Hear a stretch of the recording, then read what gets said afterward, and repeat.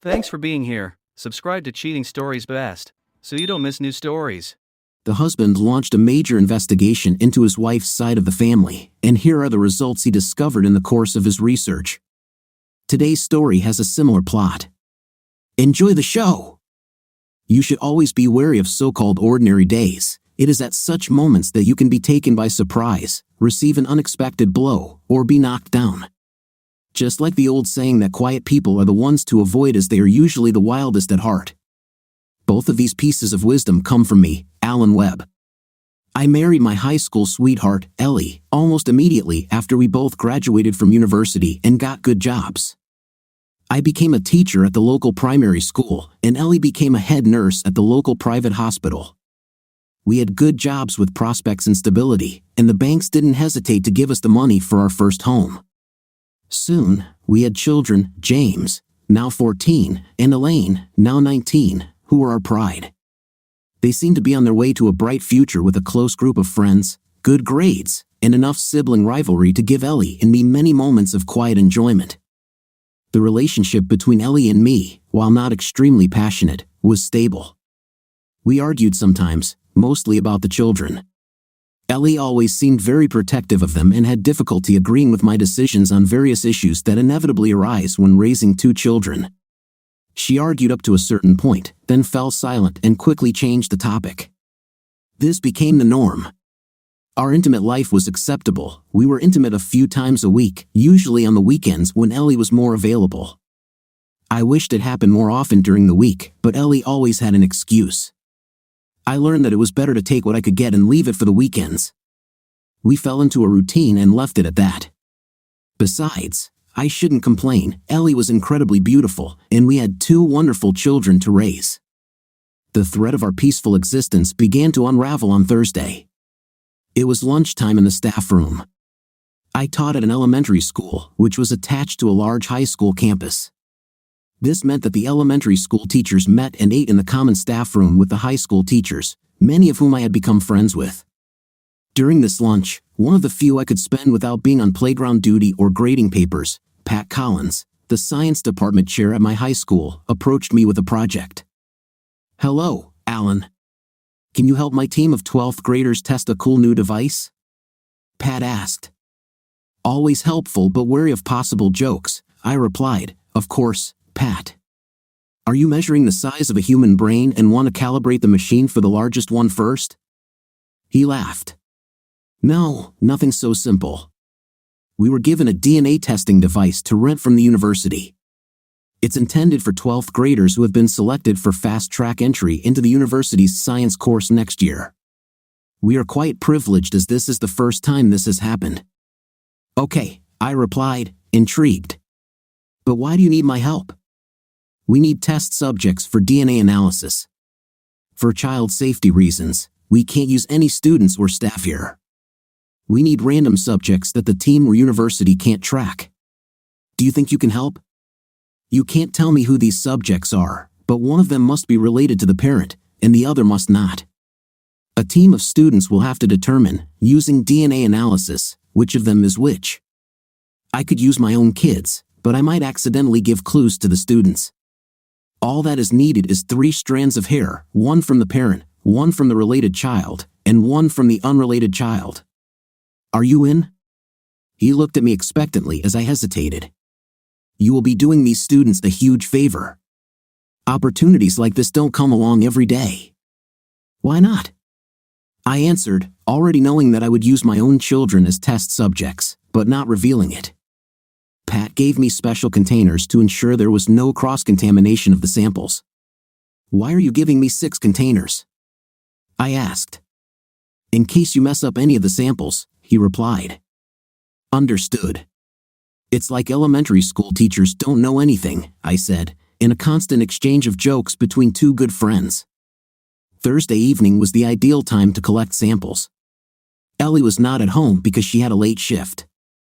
I could only imagine how she would react to her children being part of a science experiment. Elaine also had a friend over for the night, her longtime friend Patsy Jefferson. We knew her parents, John and Shelley, from university and saw them often. I enjoyed being around Shelley as she was an open and kind-hearted woman. Her husband, John, although normal and talkative, always seemed a little withdrawn.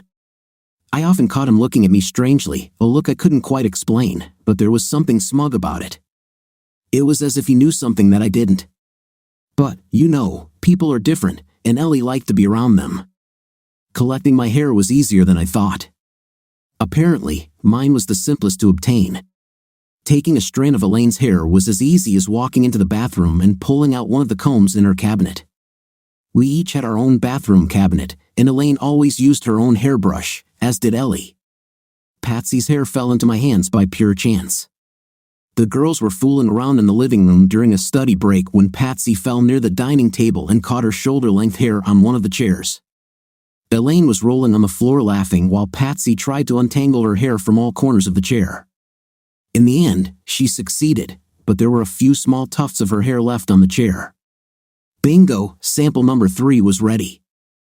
I then went to James's room and picked one of his hairs from the pillow. Of course, he didn't know what I was doing since he was listening to music in the living room. Now, I had 4 samples, mine, 2 related samples from Elaine and James, and 1 unrelated sample from Patsy. I still had 2 empty containers left and hadn't ruined the other samples, so for fun, I included one of Ellie's hairs, again from her brush. This should be interesting. I labeled everything very scientifically. A was mine, B and C were Elaine and James, D was Patsy, and E was Ellie. I couldn't wait for the results. This would certainly test the team's accuracy and give them valuable diagnostic experience before entering the university. Naturally, I handed over the samples to Pat the next day. He was surprised by the additional 2 samples but noted that it would make the testing more realistic. Since it was Friday, I didn't expect results soon, so I continued with my normal routine. The following week, back in the staff room, Pat approached me. "Hi, Al. The team got the results. They are delighted." The university mentors were very impressed with how they carried out the experiment and how the DNA instrument performed in relatively inexperienced hands. I can say that this team of students has a bright future in science next year. It was a good move to give them 5 samples. This really presented them with a challenge. Anyway, here's a report on the results. Thanks again. I waited until I got home to open the brown envelope because I had the whole day to prepare for 6th grade. The report was quite simple. It first described in detail the method used to determine the DNA sequences of each sample. This was followed by a table illustrating the family relationships between the samples. It stated that sample A was not related to any of the other samples. B referred to samples B and C, D referred to samples B and C, and E was not related to sample D. They then stated that the results had been thoroughly tested by the university's DNA laboratory and that the likelihood of error was extremely low. The report included praise for the way the Year 12 students carried out the task and congratulations on the high degree of accuracy they achieved. In fact, the letter said the results were absolutely correct in all respects. It didn't hit me until I reread the report. My hands began to shake as the implications of the results hit me like a sledgehammer. Yes, sample A was not related to my own children, samples B and C. This couldn't be true. I was their father. But Ellie was their relative. What about Patsy? How could she be related to Elaine and James? The truth of these results was too great to bear. My mind raced, flitting from one thought to another, unwilling to dwell on one certain fact. I had been deceived throughout my entire married life. No, no, no, Ellie, no! I screamed at the empty house. Luckily, no one was home yet. This empty house suddenly seemed to close in around me as I spun around and collapsed on the kitchen floor. Dad, are you okay? What happened? It was Elaine's voice that jolted me back to reality. I think so, I muttered, my eyes still half closed, and all I could see was a blurry image of my daughter's clearly upset face. My daughter Elaine, or was she? The terrible realization surfaced again. I sat up and shook my head to clear away the drowsiness. Running my hand through my hair, I felt a lump where my skull had softened from falling to the floor. Elaine was there again in a flash with a rag, ice, and cool water. I mumbled my thanks as I sipped the water and pressed the ice against the wound. Sorry, I said. I don't know what happened. I was just reading this report and the next thing I knew, you were calling my name. I must have slipped or something. I think I'll be fine in a minute. I'll go downstairs to the office and rest a little. James and your mother will be home soon. Do you think you can watch dinner? Of course, Dad, Elaine replied. You certainly scared me. I thought you had a heart attack or something, Elaine said. My next class was supposed to be CPR. All of the physical education at school suddenly made sense. She chuckled. I love you. Now go and rest. Her words hit my heart harder than a heart attack. Elaine was my daughter, but she wasn't really. I loved her very much, and she loved me like her father, only I wasn't her biological father. I was just a dad who paid for her education, held her while she cried, listened to her teenage complaints and tantrums, changed her diapers in the middle of the night, and kissed her on the cheek every morning when she left for school. The DNA test had slapped me in the face, but the injury I received was not a black eye but a broken heart. The living room chair cushioned my descent as I sank down to sit and think. Sit and think. Think about what? Think about how Ellie had cheated on me, not once but at least twice. If twice, how many more times? There were years between the two obvious deceptions, so what happened in between, before or after? What now? Is this still happening? How could Ellie do this? She was my wife, my love, my partner. We did everything together. Others often commented on what a great partnership we had or seemed to have. We hardly ever quarreled, and we always made time for each other, though now that we were getting older, it was mostly on weekends. Teenagers don't allow much freedom for intimacy, after all. I accidentally said this word out loud several times while I was sitting there. I didn't notice Elaine coming down to my office with a cup of coffee. I don't know, Dad, she said, thinking the question was for her. I didn't see anything you could trip on, and the floor is dry, so you didn't slip on anything. I found this, by the way. You must have read this as you walked into the kitchen, something like a scientific report. You should really take notes while sitting at your desk. With that, she handed me my coffee and the crumpled report. Damn it, thanks, Elaine, I replied, calling her by my pet name when she scolded me for something. She smiled and left the room to continue dinner. I really needed to pull myself together, apply some logic to this situation, and figure out what was what. If I continued like this and made a mistake, I would have already ruined my relationship with Ellie and the children. My children, Ellie clearly cheated on me with John Jefferson, not once but at least twice. My hands began to tremble. I needed to immediately control my emotions and outward behavior. Luckily, as a teacher, I was used to doing both, especially when dealing with the challenging parents who sent their kids to my classes every year. By the time I finished my coffee and the ice started dripping onto my face, James and Ellie walked through the door. Are you okay, Dad? James asked. How are you, old man? Maybe we should buy a wheelchair, he joked as he came to examine the wound on my head. That must hurt, he joked again as he walked off to his room. What happened, Al? Ellie asked, examining the wound from a purely medical point of view. No stitches are needed, but this ice will have to stay there for a while. What was Elaine thinking, using one of my nice tea towels for this? I'll be back in a minute with a new rag and more ice. With that, she flew out to get a new bandage. I was proud of myself for keeping under control.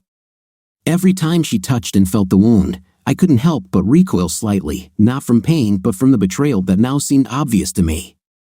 Of course, Ellie thought it was from pain. Come for dinner. I need a shower, she said. Elaine was busy cooking up a storm for her poor wounded father. She was laughing. I didn't laugh as I walked up the stairs and sat down at the table with my family. My family. This line I'll poison every thought. I almost lost control. Fortunately, everyone attributed my strange behavior to the recent fall and joked about it.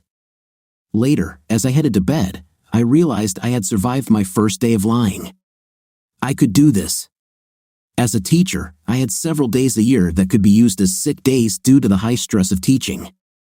These days could also be used as mental health days, one of the benefits of working in a unionized environment. I decided to meet with the elementary school principal and negotiate a week off. She knew my track record and instinctively understood that my request was related to something serious. "This is a little unexpected, Al. Is there something I should know about?" she asked, looking at me expectantly. "I'd rather not discuss it just yet," I replied. "I just need some time alone at home to deal with some serious issues. In my current state, I won't be able to benefit my students." "Calm down, Al. I know your work ethic and I know you're not asking for this lightly. I hope your time off will be productive for you. Now go. I'll arrange your replacement for the week. Just leave all plans for this period on your desk for the substitute teacher." This weekend was unreal. I kept up normal conversations around the house but tried to spend as much time as possible away from Ellie, pretending to do one-yard job after another that simply needed to be done. The most challenging part was the meals. It was a time of light family conversations, and I had to really focus on my participation. I just couldn't look Ellie in the eye. I faked a smile every now and then, my heart breaking over and over again as I watched and listened to James and Elaine. Night was the easy way out. I went to bed early, making excuses for all the yard work and fall recovery. Ellie didn't seem bothered by my lack of interest, and maybe it was my paranoia, but it seemed like she was trying to hide a sigh of relief. Monday morning arrived, and I followed my usual work routine. Ellie had a week of day shifts, so she left during my normal school hours. James went to school as usual, and Elaine had a full week at university. Technically, I was supposed to be at school too, but the rest of the family was going about their normal routines. Perfect, I had the freedom to investigate whatever was needed. My logical teacher's brain took over, and I soon made a list of things to check. 1. Check Ellie's personal belongings for anything that could give answers to who, when, where, and why. 2. Check Ellie's movements at work. If something happened, it had to be at her work, as she never had a hen party or any social events outside the home. 3. Buy a tracker for Ellie's car. 4. Check John Jefferson's movements. 5. Meet with a lawyer to find out my options. Point 1 was relatively easy since I had the whole house to myself. I searched everything thoroughly, Ellie's wardrobe, bedside table, even the attic. I didn't find anything incriminating, but there was one strange detail. One of the photo albums in the living room had clearly been taken out and put back in its place often. I noticed this as I sat defeated in my usual chair, sipping my coffee and wondering where else I could look. Out of curiosity, I took the album off the shelf. Nobody looked at the photo albums anymore, so I was curious why this one was open so often. I was shocked by the content of this album. It was almost a tribute to John. There were photographs of him at university, some with Ellie in intimate poses. It seemed that while still studying, they had taken quite a few pictures together. I also remember that we had promised to be exclusive during our courtship at university. Something was wrong. There were pictures of him with Elaine when she was a baby. The most disturbing part was a photo of him, Ellie, and Elaine in the hospital shortly after Elaine was born, a happy family photo. The sequence continued chronologically with similar photographs, including James. More happy family photos followed at different locations. I noticed that they were mostly taken in places we visited together, so the photos must have been taken while I was distracted. I don't remember any photographs being taken while I was in sight or hearing. The photos were clearly not displayed on the kitchen table after the events for everyone to see. They all seemed to be taken in one of the local hospital areas. Ellie was almost always in her work clothes, but there were a few where she was wearing a very revealing dress. Ellie always looked stunning, and when she dressed carefully, she could attract attention. Even now, however, I felt no pride, only a deep sense of betrayal. It was clear that she hadn't dressed up for me but to impress John. Now, I could understand those hidden glances and sly smiles when we met in company. I could almost hear John's thoughts. That poor fool doesn't even know that Ellie and I are involved. He doesn't even know about our children. My mind slipped into another world, almost like being in a movie. Nothing I took for granted seemed real anymore. No marriage, no children, no family. It's amazing how quickly love for someone special can turn into hate. That's exactly what happened in that alternate reality. I knew I could easily despair, but I wouldn't do that. I had plans. The photo album opened the well of my love for Ellie. All the love poured out onto the living room floor. I scanned all the photos and created a password-protected folder on my computer to store everything I found. I moved on to the second item on my list. It was 11 o'clock, and I knew Ellie had lunch break every day at 12. I had enough time to get to her hospital and see what she was doing. I brought my camera with a telephoto lens just in case. Parking was easy at this time of day, and I was lucky to find a spot near the rear entrance of the parking lot. It was out of sight from the main entrance but allowed me to observe it. At 5 minutes to 12, I saw John enter the hospital. He walked in confidently, as if he had done this many times. At just over 12, Ellie left the hospital, and I was filled with intense rage when I saw her with John. I automatically began taking pictures of the couple leaving the hospital and heading towards Ellie's car, which fortunately wasn't parked next to mine. They kissed as they got into the car, and Ellie drove off. I followed them at a safe distance. They didn't seem to expect anyone to follow, so there were no sudden turns or glances.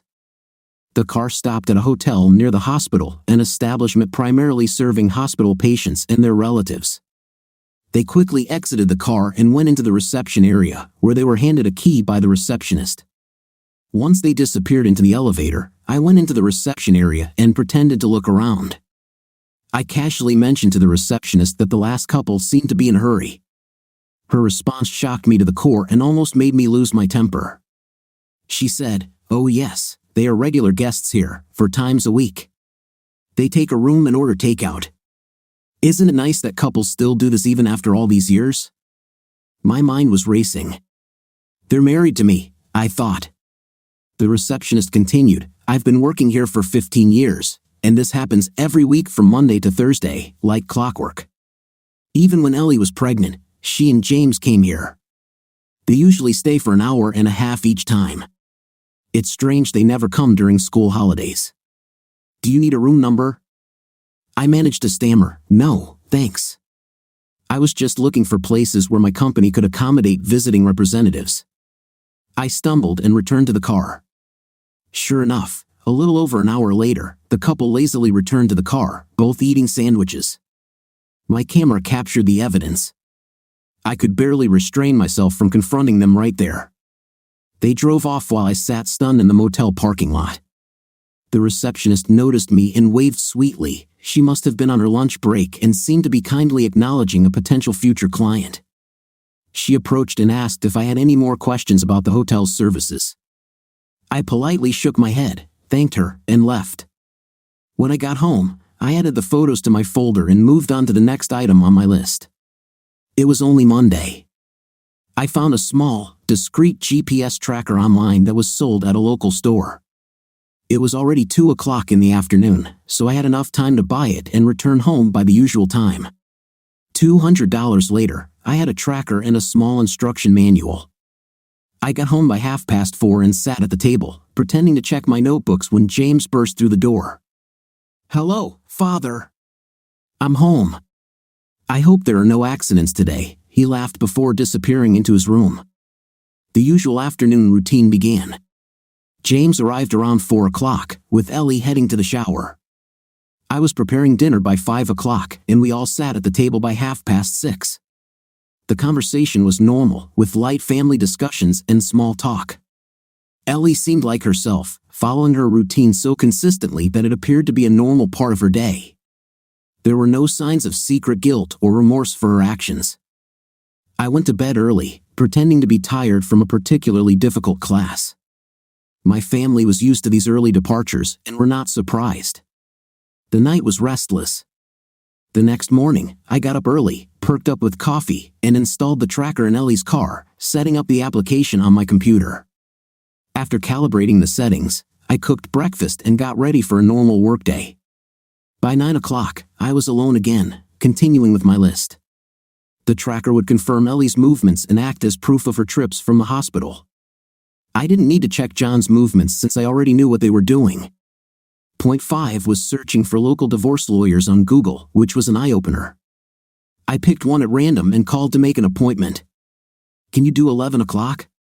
I asked. At 11:15, I was led into an office that felt like a relic from the past, with polished wood and high shelves lined with leather-bound books. The room exuded a sense of history and knowledge. "Hello, Mr. Webb. Can I call you Al?" Without waiting for an answer, she continued, "My name is Jane Lur, a divorce lawyer. How can I help you?" I gathered my thoughts and began to recount everything that had happened over the past few days.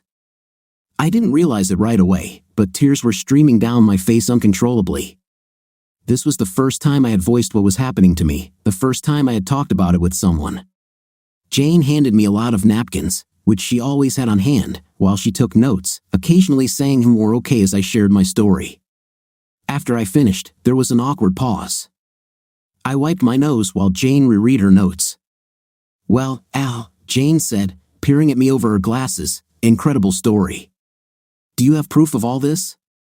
I listed the photographic evidence I had. I didn't mention the GPS tracker, fearing that it might be deemed illegal and unusable in court. "Okay," Jane said, "it is clear that you have grounds to sue John for compensation for child support for all these years. You can also sue him for alienation of affection, but you'd have to prove that he somehow coerced Ellie into the relationship. Based on your story, this seems unlikely. As far as you and Ellie are concerned, divorce seems inevitable. However, you must understand that according to the law, infidelity is not illegal. The vows you made at your wedding are not legally binding.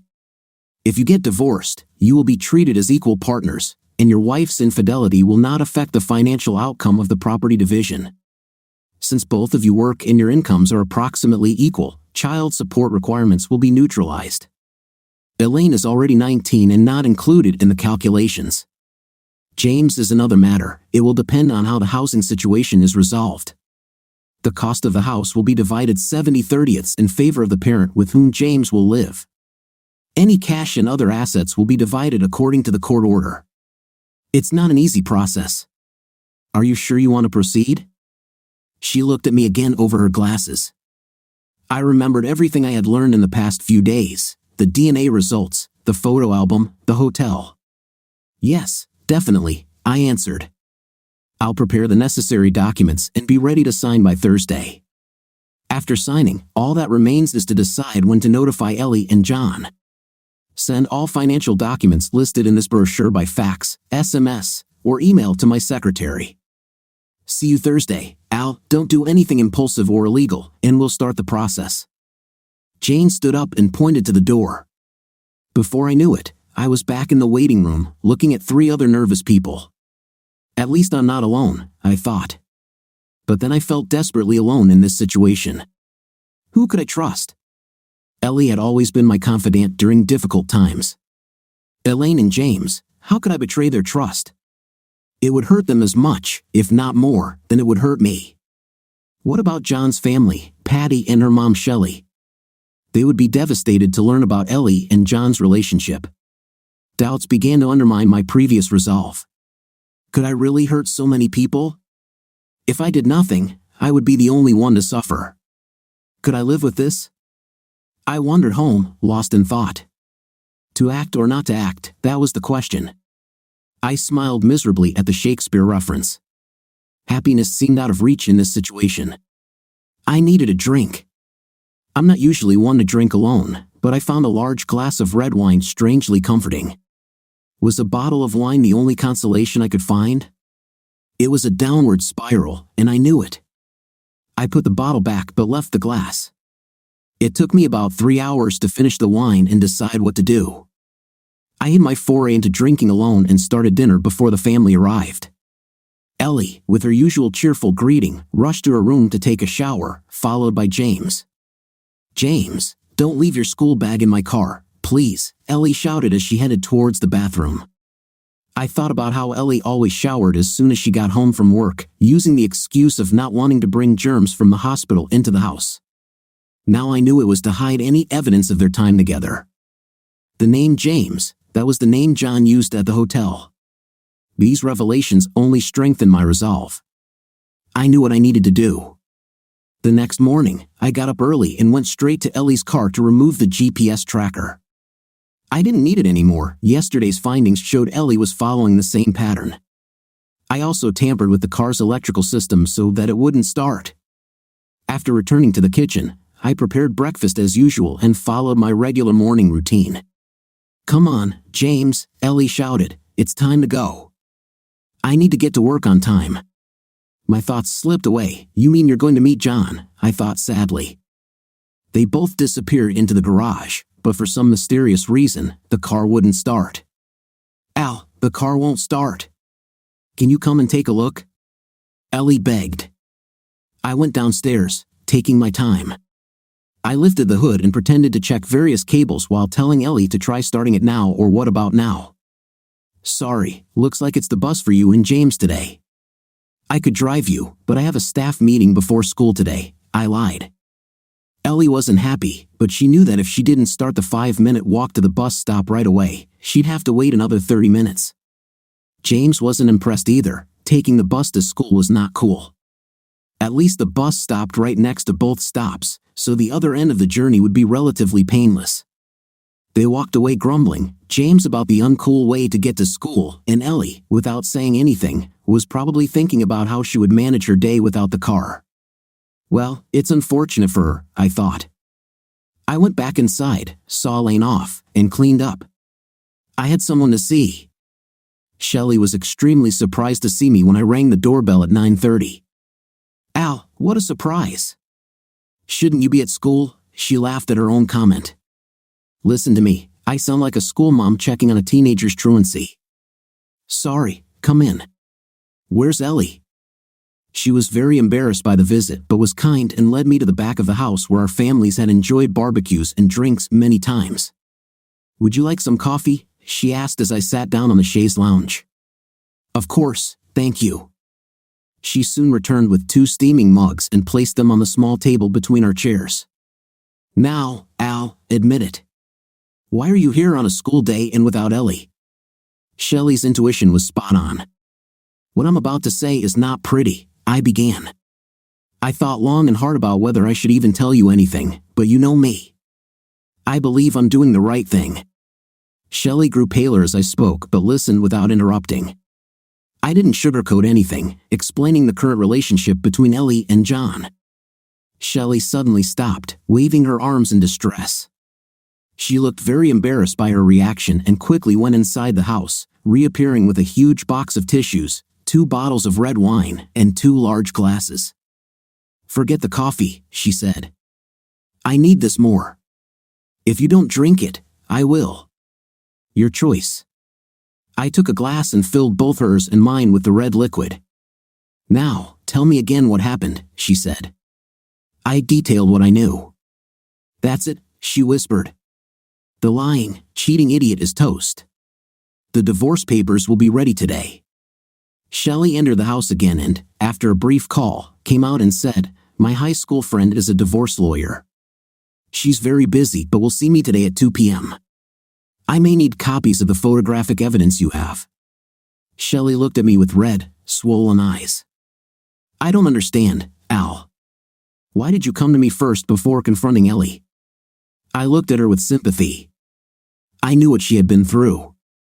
I was so full of anger that I wanted to act immediately, I said. Shock and awe were my methods of revenge, but I had doubts about the pain this would cause you, me, and soon our children. It became almost unbearable. No, it's better that you deal with John first, get what's coming to you, and then I'll deal with Ellie. I didn't want to sue and leave you and Patty with nothing. It would be wrong. Shelley's understanding was evident. Oh, Al, you've always been a Boy Scout. How could Ellie do this to you and John to me and Patty for so long? You must feel terrible. I know I do. With that, she came up to me and hugged me tightly. The hug was warm and comforting, not romantic. We both sat there, crying uncontrollably into each other's shoulders. It was the first compassionate human contact I had experienced since this whole mess began, and it was a relief. I don't know how long we stayed like this, but eventually, we naturally pulled apart. I'll deal with Patty, Shelley said. I won't tell her the details of John's affair but will provide enough information to make it clear that there's no doubt about his long-term infidelity. I won't jeopardize your plans or give Ellie any hint that I know what's happening. That should be enough to make her feel the sting. I left Shelley's house feeling more confident in my plan. Let Shelley deal with John first, secure her share of their joint property, and pay up front without alerting anyone else about the affair. This would give me time to prepare for the next steps. Shelley definitely knew her stuff. John was served the very next day at work. His colleagues were just getting ready for a meeting when a court representative called him loudly. The representative probably shouldn't have added, but after announcing you've been served, he added, "Your wife cannot live with a man who has had a long-term affair with another married woman who has 2 children with you." Amidst the gasps and chaos, the server disappeared. He was paid well to add that extra detail, though he might not receive another similar assignment for some time due to his indiscretion. Needless to say, John was treated like an outcast at work. His normally friendly coworkers would physically move if he sat next to them, and no one spoke to him except to answer direct work-related questions. His boss called him into his office, scolding him for his lack of moral ethics and questioning why he should continue to work for the firm given his poor judgment and reliability. His boss, who had been married for 45 years, found it difficult to hide his contempt for John, who had so easily undermined their marriage vows. John was notified that he would be fired immediately after the divorce was finalized, giving him 2 months to find another job, a challenging task in an area where gossip was rampant. Meanwhile, things were getting complicated at Ellie's house. For some reason, repairing Ellie's car was taking an unusually long time. Every week, the mechanic called with a new technical issue, meaning Ellie had to rely heavily on the local bus service. This also meant that the relationship between John and Ellie became unusually strained. They were used to seeing each other frequently, so the lack of regular meetings put a strain on their relationship. Their usual hotel reservations were canceled, and they had to meet in less than ideal locations like hospital storage rooms, which were cramped and filled with chemicals, with the added risk of being discovered by maintenance personnel. One day, they were caught by a contract worker who opened the door and saw them. He quickly closed the door but returned moments later to record a video on his phone. He managed to capture 30 seconds of footage where their faces were clearly visible. Although the video was circulated among acquaintances, it never made it to Ellie or John's phones but did end up in my possession, added to my collection of evidence. At home, I maintained a calm demeanor. The routine was well established, and keeping up appearances was easier than I anticipated. The only noticeable change was the absence of physical or intimate interaction between Ellie and me. I wondered why Ellie didn't comment on this shift in our relationship, but it was clear her mind was preoccupied with her ongoing issues with John. She was often on edge, likely due to the risk and irregularity of their meetings. She must have wondered how no one had discovered her as the other married woman mentioned in the divorce papers. Perhaps she thought it was luck. Sometimes, she was late, citing overtime at work, which I knew was actually time spent with John. I was seething with rage inside but hid my contempt behind a facade of normalcy. Elaine suspected something was wrong and confronted me in the kitchen one day while I was preparing dinner. Ellie and James weren't home yet. "Dad, are you and Mom okay? I can't help but notice that you two are not exactly yourselves. Mom is always on edge, and you act so normally. This isn't normal. Look at what's happening with Patty and her family. I wouldn't want that to happen to you guys. Their divorce will be finalized next week. Patty cries all the time, and her father is hardly ever home. Their house is being sold.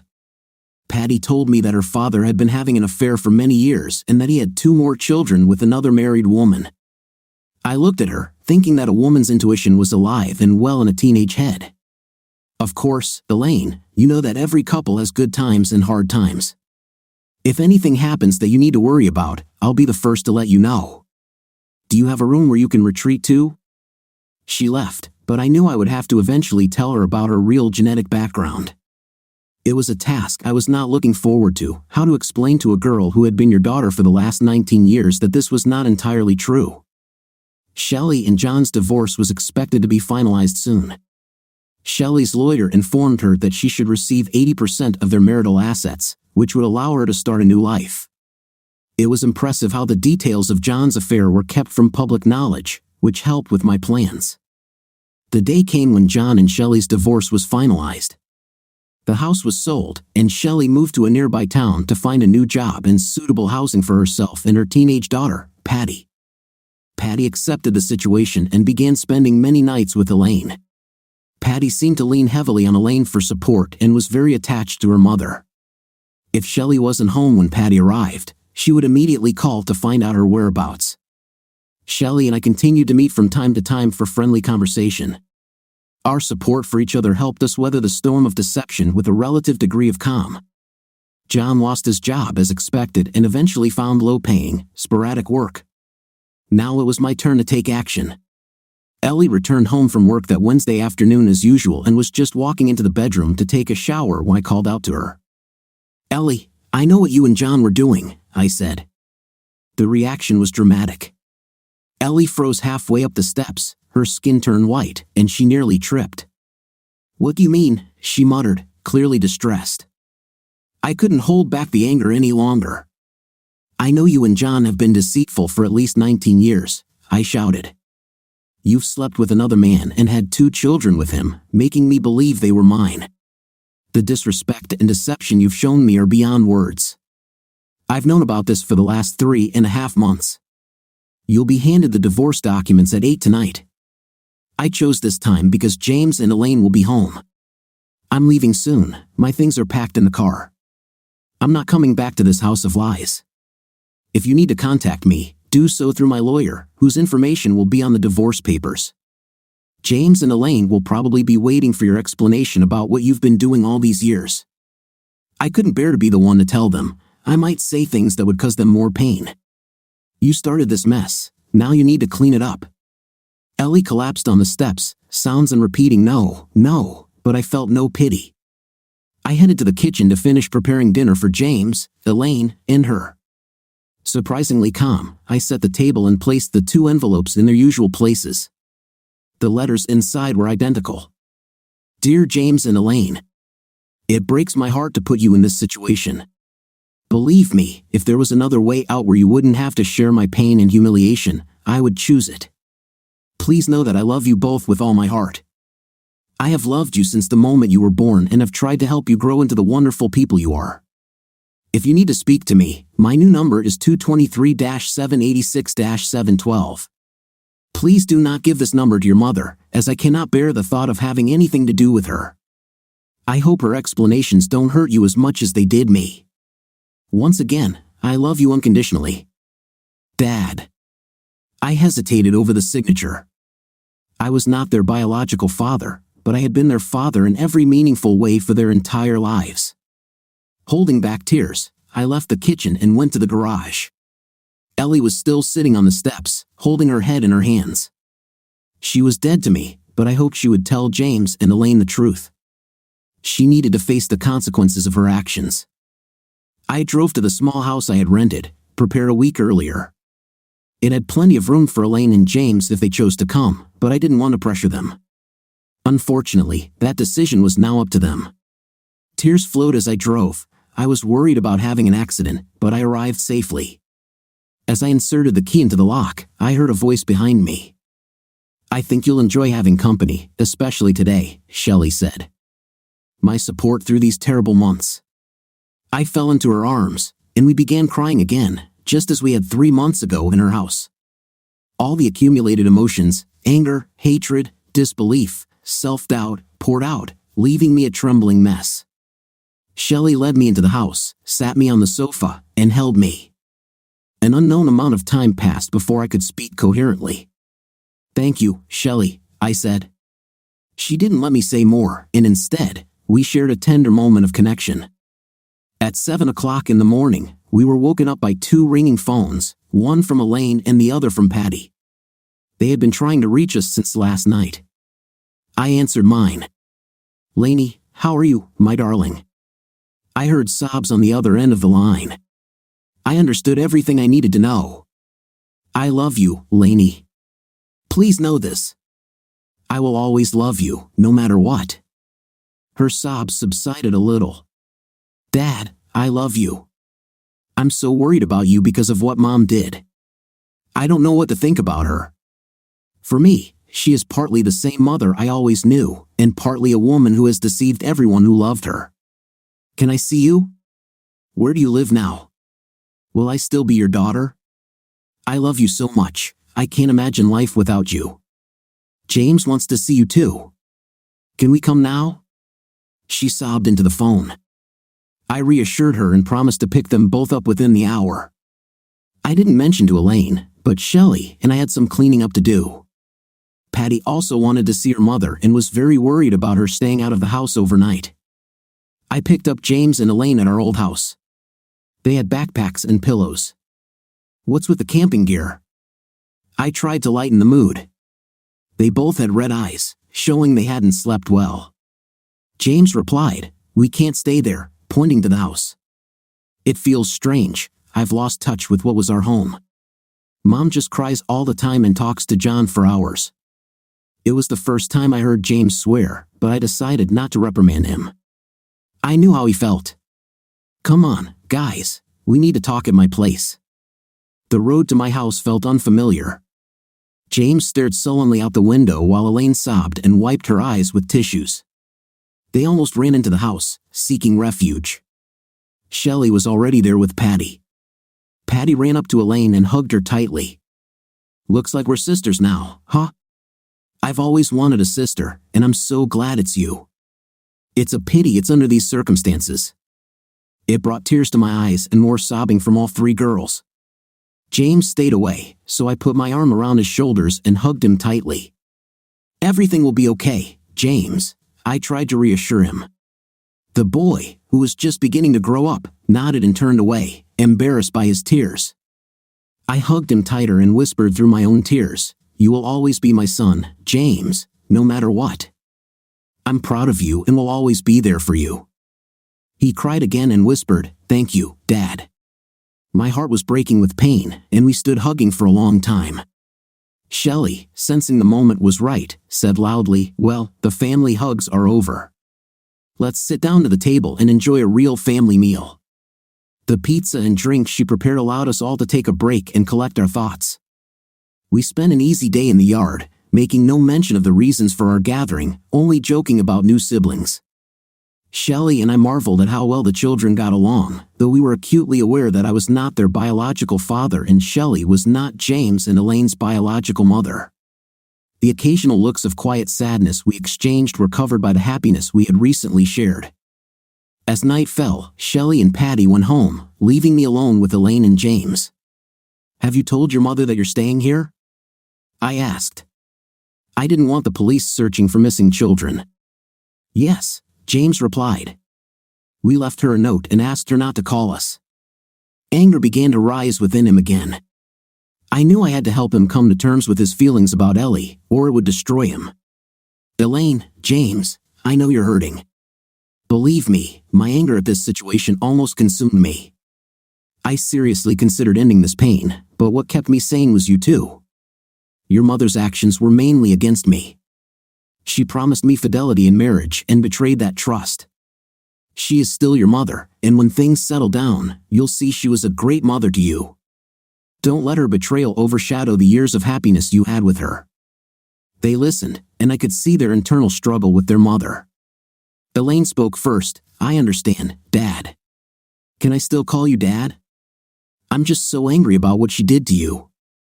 I feel your pain as much as my own." "Listen, both of you," I said. "I know I'm not your biological father, but I have always been your father in every way that matters. My relationship with you won't change. My relationship with your mother, however, is different. I will always be there for you, just as before. The living conditions might change a little," I added with a grin, "but I will make it cozy. Now, go choose your rooms. It's not as fancy as our old house, but it will be home." They settled in for the night. I needed to do the same. This emotional whirlwind hit my head and body hard. Besides, I'm not young anymore, and last night's events with Shelley also drained me to the limit. I wondered how Shelley was feeling. That was my last conscious thought as my head hit the pillow and I drifted off into sleep. The next morning, over breakfast, I convinced James and Elaine to talk to Ellie. She was obviously very worried about them, but through a tense conversation, the children made it clear they would return home only if John was not present. They made it clear they wanted nothing to do with him. I don't know if John lived with Ellie, but she agreed to the arrangement. I drove them home a little before noon and made sure there were no other cars nearby. The kids came inside after many hugs and promises from me that I would always be there for them. As Ellie began to leave the house, I didn't let her finish. I closed the window and quickly drove away, feeling no desire to speak with her, although I understood I would have to do so eventually for the sake of the children. I needed to talk to my lawyer, Jane. She was very straightforward when I met with her. Al, as difficult as it may seem, John has every right to your children, she said. I use the term your children metaphorically. He is their genetic father. No matter how unfair it seems, the law is the law. Elaine is 19 and has the right to live with whoever she wants, if anyone at all. James is 14, and the law requires him to have a guardian until he is 16. You and Ellie will need to come to some kind of agreement, but she doesn't have to let you take care of James. She is his mother, and John is his legal father. You are an outsider here. Of course, I knew all this, but hearing it out loud only deepened my despair. Jane continued, let's let the divorce run its course, and then we'll see. The divorce proceeded as expected, and child support was not requested. I received 40% of the family assets, which surprised Jane. She had expected me to get much less. Elaine stayed with me but sometimes spent the night at Ellie's. A quiet, tense truce was established between them. I was glad for Elaine, but still seething with anger that Ellie seemed to come out of this situation better off. John lived in our old house with Ellie and James. He knew he shouldn't have been there when Elaine arrived. Somehow, he managed to buy a luxurious apartment to live in when he wasn't with Ellie. Elaine told me that James had become quite a recluse, staying in his room almost all the time. He didn't eat with Ellie or John and only came out of his shell when Elaine was around. His relationship with Ellie was strained. He could barely be polite to her and spoke only when asked directly, often in monosyllables. His growing rebellion was troubling. I'm really worried about him, Dad, Elaine confided to me one day. If he doesn't calm down soon, he might do something he'll regret for the rest of his life. He's getting involved with a bad crowd at school and has become a thorn in the side of all the teachers. My friends who are still in school say he has completely quit studying. What can we do? I looked at my daughter with sadness. Lainey, I tried to do everything I could, but the law is not on our side. Legally, he is not my child, and I have no rights to him. But I do have a plan, I said with a conspiratorial glint in my eyes. Elaine listened and smiled as I outlined my plan to hold John accountable for his actions. He would feel the consequences, and by the time I was done, he might want to leave town forever. I discovered some details through a private detective, who was generously compensated. John had an offshore account that he had been using for years, which explained how he could afford a luxurious apartment so easily. The detective found that the account, originally opened with a $200,000 gift from a distant relative, had grown to about $1 million. It was clear that John had been living off Ellie without her knowing about this account. The detective also discovered the name under which John maintained this account, which was used to mislead investigators during the divorce, James Long. The detective's methods were impressive. He suspected John accessed the account through a computer or smartphone, as he never visited foreign bank offices. He also had a safe deposit box at a local bank but rarely visited it. Elaine was determined and likely wanted to deal with John even more than I did. She was on a mission to figure out how he accessed his lucrative offshore accounts.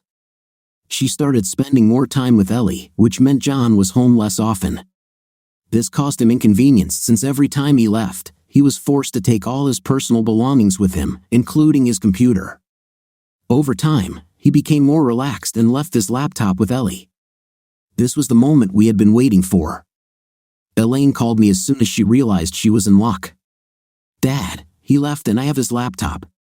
What should I do? I don't know his password or anything. I replied, I'll pick you up in 15 minutes, but make sure your mother doesn't know you're leaving. Otherwise, John might come back. Elaine told Ellie she was going to her room and didn't want to be disturbed for the next 3 hours. That gave us about 2.5 hours to work. Elaine met me around the corner from our old house, and we headed straight to the address I had found a few weeks ago. I didn't know the owner, but I had contacted him via email about the job I wanted to do. I knocked on the door and was answered by a young man who appeared to be about 20 years old. What do you want? He asked. Never mind the old man, I said. My name is Al, and I arranged this appointment a while ago. Are we in or not? He seemed hesitant but let me in when he saw Elaine behind me. "Can you do what you promised, or are you just bluffing?" I asked. "Calm down," he replied. "Give me an hour, and this laptop will be accessible." He connected USB and HDMI cables to the laptop. I didn't know the technical details, but the plan was to remove the password from the hard drive. He wasn't cheap, but if he succeeded, my plan to hold John accountable would be successful. While he worked, Elaine and I looked around the apartment. It was a mess, with equipment scattered everywhere and remnants of pizza in various places. The only comfortable spot was in front of a large set of monitors. After about 40 minutes, the technician announced, "Bingo, we're in." The screensaver was replaced by John's home screen. We went straight to his web browser and found the hidden bank tab. We clicked on it, and a login screen appeared. After another 50 minutes, we managed to obtain his login information and access the account. It contained $900,000. I transferred all but $10 into an account I had in the name of S. Heathers. I wondered if he would catch on. We continued searching the hard drive and found the details of a safe. After memorizing the information, I paid the technician, and Elaine returned the laptop to its place. She informed Ellie that she was leaving again. We waited around the corner and saw John drive up to Ellie's house immediately after Elaine left. Back at my house, I pondered what had happened. John must have been involved in some shady dealings to have amassed that kind of money. He was just an ordinary accountant. Questions swirled in my mind about why he had money abroad while living an ordinary suburban life. The IRS had agreements with most foreign banks to prevent tax evasion, so John must have known that eventually it would be discovered. I needed to do more research. Perhaps the safe contained answers. Elaine came to the rescue again. My full-time job limited my time for investigations, so she went to the bank where the safe was located. She had all the security passwords from John's laptop and hoped that would be enough. Elaine, being nearly 20 and well-presented, used her charm to persuade the bank's security and employees. She claimed her stepfather was in the hospital, which seemed to calm them. When she opened the safe, she found a few accounting journals and an envelope with small items. Not wanting to tempt fate, Elaine quickly put the items in her bag and left the bank. She smiled at the guard as she departed. When I returned from work that afternoon, the contents of the safe were spread out on my kitchen table. Elaine looked pale and anxious. "Dad, you won't believe what was in the safe," she said, handing me 2 passports. The first one was John's, but under the name Bruce Williams, an Australian passport. The second passport had a photo of Ellie but was issued in the name Mrs. and Williams, also an Australian passport.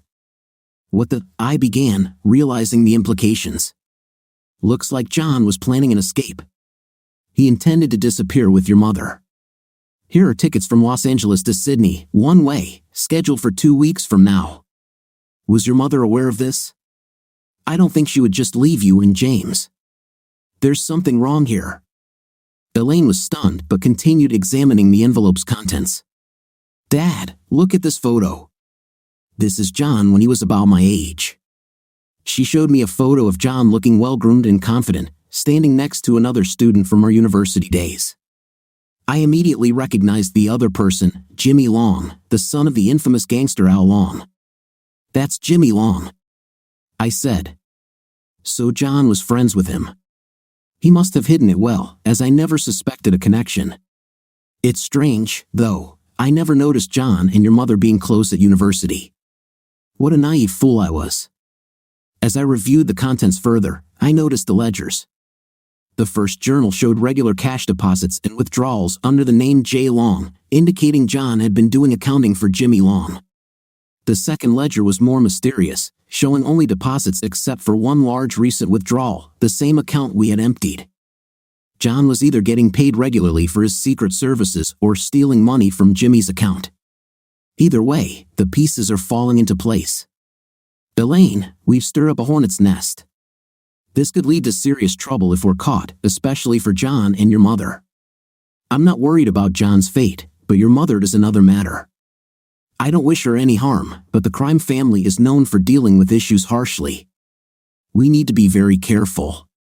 Elaine turned pale. "Do you think they know it's us?" she whispered. I hope not, I answered, though I was uncertain. We needed to cover our tracks quickly. I took the ledgers to school and asked my assistant to make 2 copies. I also made copies of the passports. Elaine returned the originals to the safe but left Ellie's fake passport and plane ticket behind. This time, the guard greeted Elaine with a smile and waited impatiently for her arrival. Elaine and I discussed our next steps. Ellie needed to get away from John to avoid being connected to him. The plan was to deliver 1 copy of the ledger to Al Wong's mailbox, and Ellie needed to disappear under her new name. I called her, and after a long pause, she answered, clearly puzzled by my call. Ellie, we need to talk urgently. This concerns James, I said, trying to get her to meet me. I hung up before she could ask more questions. When she arrived at the cafe, she looked anxious.